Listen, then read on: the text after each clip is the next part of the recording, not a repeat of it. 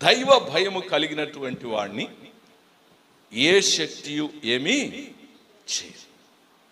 దైవ భయము లేనోడిని ఎవరు కూడా కాపాడలేరు.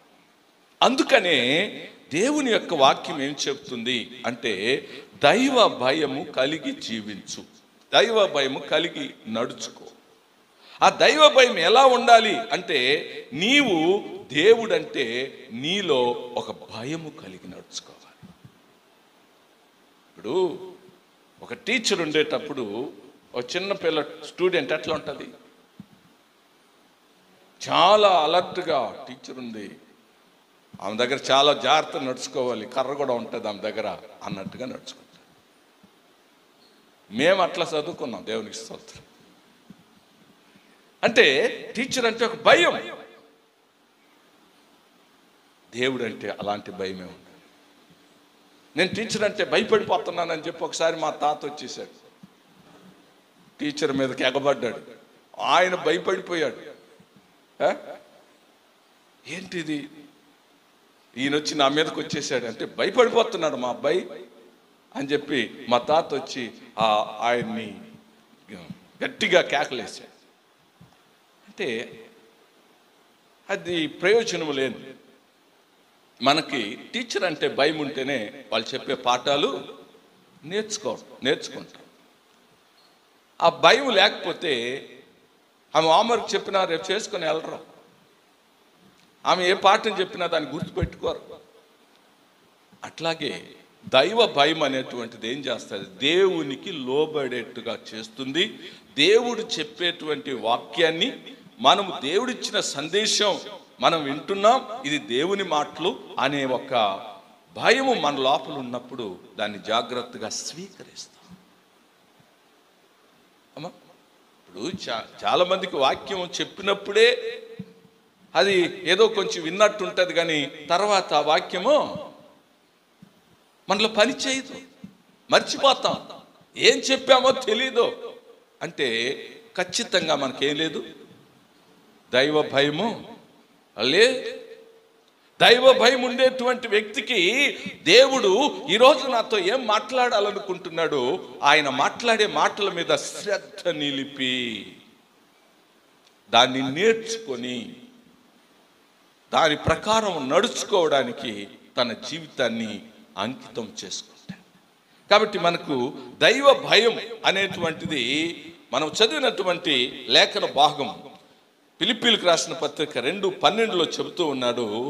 చూడండి, మీరు విధేయులైనటువంటి పిల్లలు ఉన్న ప్రకారంగా నా ఎదుట ఉన్నప్పుడు మాత్రమే కాక మరీ ఎక్కువగా నేను మీతో లేని ఈ కాలమందును భయముతో వణుకుతో మీ సొంత రక్షణను కొనసాగించుడి. దేవునికి స్తోత్ర.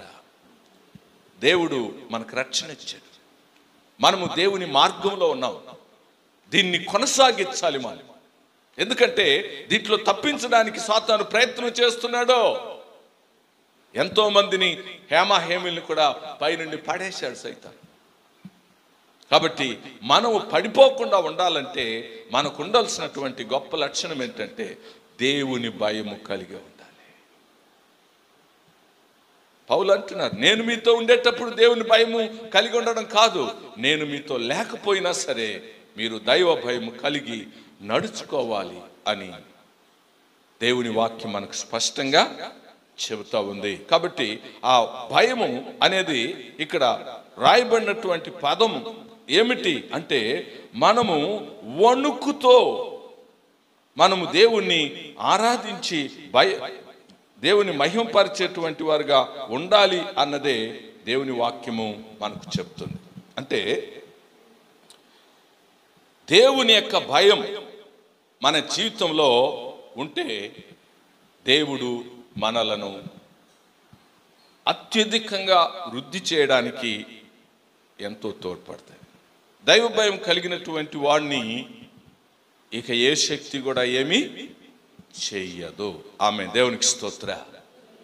లేకపోతే నీకు చేతబడి చేశారా అంటే అయిపోయినట్టే, ఏం చేయాల్సిన పనిలా, చేశారేమో అనే డౌట్ వచ్చి చచ్చిపోయిన వాళ్ళు చాలామంది ఉన్నారు నాకు తెలుసు. కాబట్టి దేవుని బిడ్డలకి దేవుని వాక్యం ఏం చెప్తుంది? యాకోబుకు విరోధమైన మంత్రమో లేదు, ఇశ్రాయేలుకు విరోధమైన శకునమో లేదు. ఆమె దేవునికి స్తోత్ర. కాబట్టి దైవ భయం కలిగినటువంటి వారికి దేవుని వాక్యం గుర్తొస్తుంది. కాబట్టి అరే, నాకు విరోధంగా ఎవరు ఏమి చేసినా, ఏ చేతబడి చేసినా, ఏ మంత్రాలు చేసినా, ఏ దురాత్మ శక్తులు లేచినా, ఎటువంటి ప్రణాళికలు శత్రువు వేసినా కూడా అది నన్నేమీ చెయ్యదు అనేటువంటి ధైర్యము మన లోపల ఉంటుంది. కాబట్టి మనల్ని ఏ శక్తి కూడా ఏమీ చెయ్యదు. అందుకని దైవ భక్తిని కలిగి ఉండాలని చెప్తుంది. అంటే ఇప్పుడు